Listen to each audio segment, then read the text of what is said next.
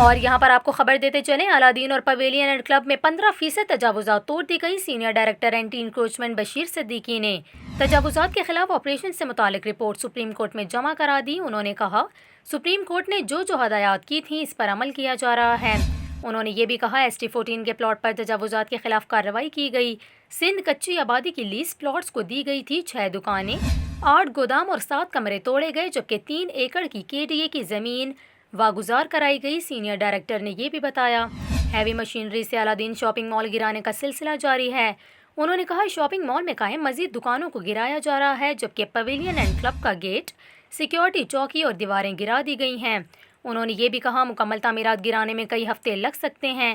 KDA officers club Kashmir road پر بھی تجاوزات کے خلاف آپریشن جاری ہے، جس میں غیر قانونی قائم شادی ہالز گرائے جا رہے ہیں۔ دوسری جانب آپ کو بتائیں مقامی انتظامیہ بلند و بالا نسلہ ٹاور گرانے کے لیے آپریشن شروع کرنے کا فیصلہ تاحال نہ کر سکی۔ سپریم کورٹ نے نسلہ ٹاور فوری گرانے کا حکم دیا تھا۔